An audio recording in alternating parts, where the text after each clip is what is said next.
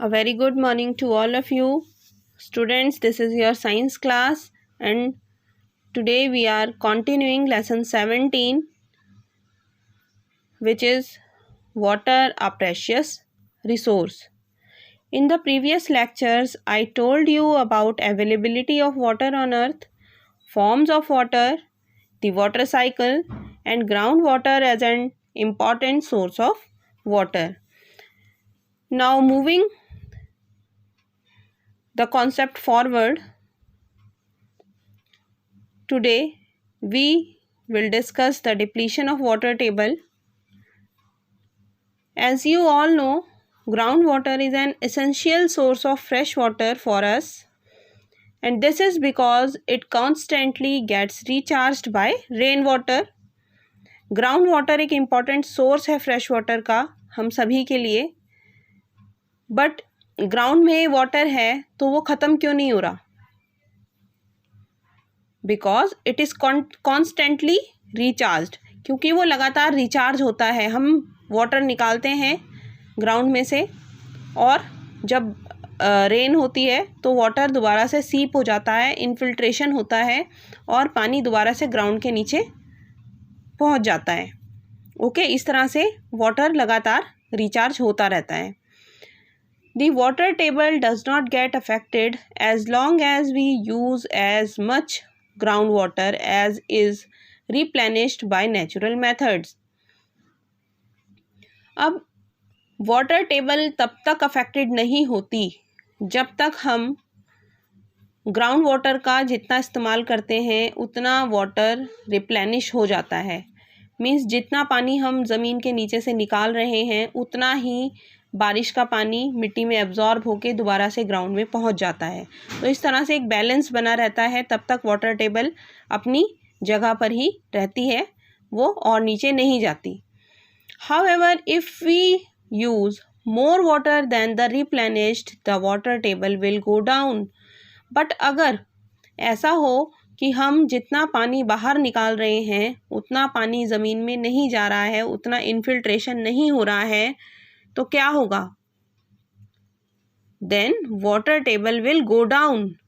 जो water table है वो नीचे चली जाएगी. मीन्स ज़मीन में जो वाटर का लेवल है, जो गहराई है पानी की, वो और नीचे चली जाएगी. मीन्स अगर अब आपको पानी चाहिए तो आपको और नीचे खुदाई करनी पड़ेगी और ज़्यादा गहराई में आपको वाटर टेबल मिलेगी.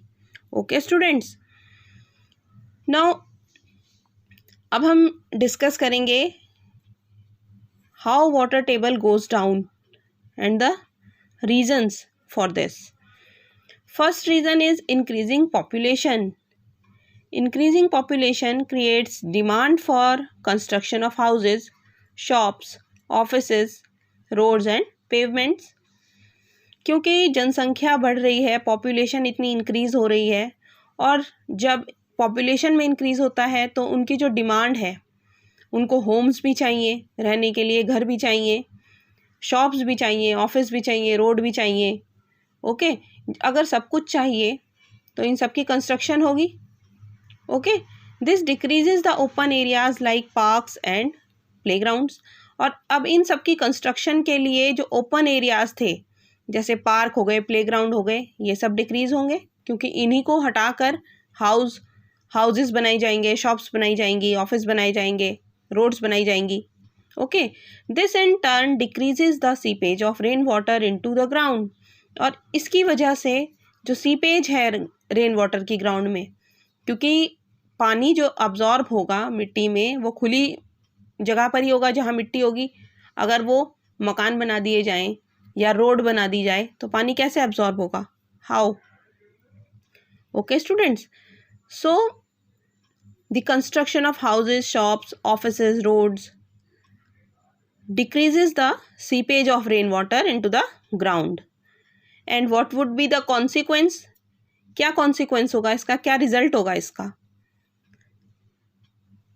रिकॉल दैट पक्का floor doesn't allow water to seep in easily, while in grass lawn water seeps through in no time. अब आपको ध्यान होगा कि अगर आप फर्श पर पानी गिराते हैं तो क्या पानी अंदर अब्जॉर्ब हो जाता है? और वही पानी अगर उतना ही पानी अगर आप मिट्टी में गिराते हैं तो क्या वो उतनी देर तक रुका रहता है? नो। जो पक्का फ्लोर्स होते हैं, जो सीमेंटेड फ्लोर्स होते हैं, उनमें वाटर अंदर इजीली सीप नहीं होता।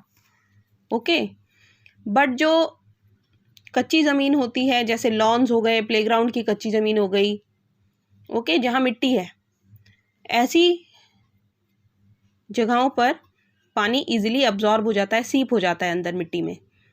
Okay, so one of the main reason for the depletion of water table is increasing population. Now second reason for depletion of water table is increasing industries. Industries का बढ़ना. Water is used by all the industries. Almost everything that we use needs water somewhere in its production process. जो भी चीज़ें हम इस्तेमाल कर रहे हैं सभी कहीं ना कहीं इंडस्ट्रीज़ में बन रही हैं, और जो भी चीज़ें बनती हैं उन्हें कहीं ना कहीं वाटर की ज़रूरत ज़रूर है अपने प्रोडक्शन के प्रोसेस में।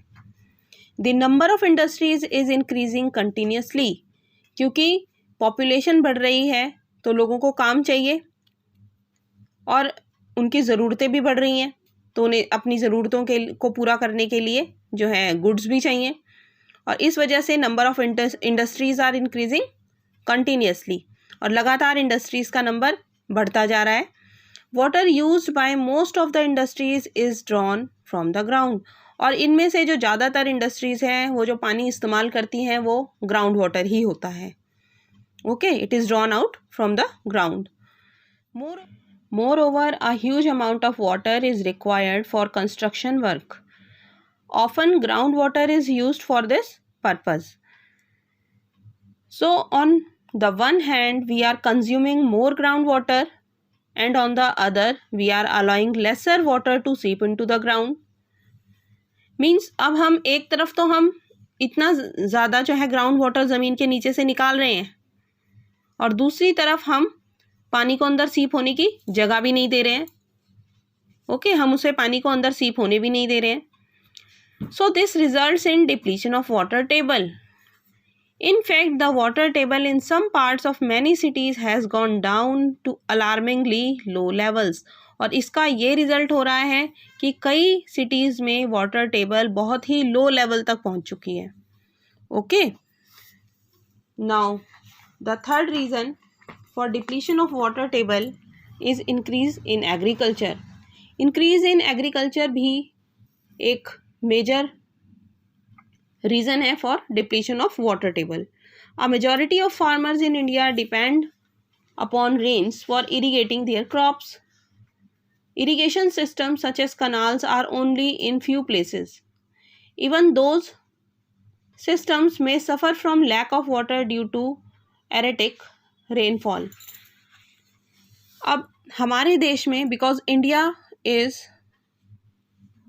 एन एग्रीकल्चरल कंट्री, भारत कृषि प्रधान देश है। यहाँ पर जो लोगों का जो मेन ऑक्यूपेशन है वो फार्मिंग है, एग्रीकल्चर है। मीन्स यहाँ के ज़्यादातर लोग जो हैं वो खेती पर डिपेंड करते हैं, उनकी जो जीविका है वो खेती पर डिपेंड है। मीन्स वो अपना घर खेती से चलाते हैं। And the majority of farmers in India depend on rains for irrigating their crops. अब भारत में जो फार्मर्स हैं वो ज़्यादातर बारिश पे ही उनका जो है पूरा जो भी उनकी फसल है वो बारिश पे ही डिपेंड करती है कि जब रेन्स होंगी तभी उनकी फसलें इरिगेट होंगी। मीन्स उनको पानी जो है, सिंचाई जो होगी उनकी फसलों की वो बारिश से होगी। इरिगेशन सिस्टम्स जैसे कि कनाल हैं, ये हमारे देश में कुछ ही जगहों पर हैं। ज़्यादातर फार्मर्स जो हैं वो अपने खेतों की सिंचाई के लिए रेन्स पर डिपेंड करते हैं, वो पूरी तरह से निर्भर हैं बारिश पर। इवन दीज सिस्टम्स में suffer from lack of water due to erratic rainfall. मान लीजिए अगर कनाल्स हैं भी, नहर बनाई भी गई हैं, पर अगर बारिश नहीं होती है या बारिश कम होती है तो भी उनमें पानी कम हो जाता है. Therefore farmers have to use ground water for irrigation. और इस सिचुएशन में फार्मर्स को ग्राउंड वाटर का इस्तेमाल करना पड़ता है इरीगेशन के लिए, सिंचाई के लिए. Population pressure on agriculture forces increasing use of groundwater day by day. This results in depletion of water table. क्योंकि पॉपुलेशन का प्रेशर है, बढ़ती जनसंख्या का जो प्रभाव है एग्रीकल्चर पे, तो हम चाहते हैं कि अनाज, पूरा का पूरा अनाज हमारा जो है पॉपुलेशन कोई भूखी ना रहे, जनसंख्या सबको खाना आराम से मिले, इजीली मिले। ओके, तो ये जो हर चीज़ को पूरा करने का जो एक प्रेशर है एग्रीकल्चर के ऊपर, इसकी वजह से ज़्यादा ग्राउंड वाटर ज़मीन से निकाला जा रहा है और उसको जो है एग्रीकल्चर में यूज़ किया जा रहा है। और इसलिए ये भी एक मेन रीज़न हो गया है डिप्लीशन ऑफ वाटर टेबल का। ओके, इसके कारण डिप्लीशन हो रहा है वाटर टेबल का, वाटर टेबल धीरे धीरे नीचे मूव कर रही है। And the last reason is deforestation. Deforestation has occurred to grow food for the growing population and to provide space for industries. Deforestation means trees का कटना, जंगलों का कटना। और डिफॉरेस्टेशन का मेन कारण हमारी बढ़ती हुई पॉपुलेशन है, इंक्रीजिंग पॉपुलेशन है। क्योंकि पॉपुलेशन इंक्रीज़ होने से जो डिमांड है घर की, इंडस्ट्रीज़ की, ये सारी चीज़ें, एग्रीकल्चर की सारी डिमांड्स इंक्रीज़ होती हैं। Okay, so to grow more food, more land is required. Okay, and to provide space for industries को भी लगाने के लिए स्पेस चाहिए। इन सभी के लिए जंगलों को काटा जाता है। And over grazing also destroys large amount of vegetation.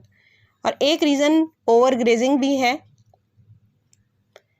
Grazing का मीन होता है जो जानवर चारा खाते हैं उसके लिए जो ज़मीन पर से घास वगैरह होती है, पेड़ पौधे जो छोटे मोटे होते हैं उनको कट कर लिया जाता है। अब एक्चुअली क्या होता है, जब रेन वाटर ज़मीन पर बहता है तो ये वेजिटेशन उसे रोकती है, और उसके रोकने के कारण जब पानी उन पेड़ पौधों के बीच बीच में रुकता है तो वो ईजिली ग्राउंड में सीप हो जाता है, आराम से उसे समय मिलता है जिससे कि वो पानी धीरे धीरे ग्राउंड में सीप हो जाता है, अंदर अब्जॉर्ब हो जाता है। बट अगर ये वेजिटेशन जो है हटा दी जाए, काट दी जाए या ओवर ग्रेजिंग से डिस्ट्रॉय कर दी जाए तो वो पानी वहाँ रुकता नहीं, इट फ्लोज डाउन, वो धीरे धीरे बह जाता है। ओके, अब जब वो लगातार पानी बहता रहेगा, अब्जॉर्ब कम होगा ज़मीन में, तो नेचुरल है कि जो वाटर टेबल है वो कैसे रिचार्ज हो पाएगी। जब पानी ज़मीन के नीचे पहुँचेगा ही नहीं तो वो रिचार्ज कैसे करेगा वाटर टेबल को। Okay, vegetation slows down the flow of rainwater on land and increases the absorption of water by soil. And cutting of trees and destroying vegetation therefore interferes with the natural process by which seepage takes place and groundwater is recharged. So अगर हम trees की cutting की बात करते हैं तो चाहे वो डिफॉरेस्टेशन हो, मीन्स कटिंग ऑफ ट्रीज़ हो, चाहे डेस्ट्रॉइंग वेजिटेशन हो या हम वेजिटेशन को डिस्ट्रॉय कर रहे हो, ये दोनों ही कारण हैं जिससे कि जो एक नेचुरल प्रोसेस था सीपेज का वो इंटरफेयर हो जाता है, उसमें बीच बीच में रुकावट उसे मिलती है और ग्राउंड वाटर प्रॉपरली रिचार्ज नहीं हो पाता। And this is also a reason for depletion of water table. So students, today we discussed the reasons for depletion of water table, and we will continue this chapter again in next video. Thank you and have a nice day.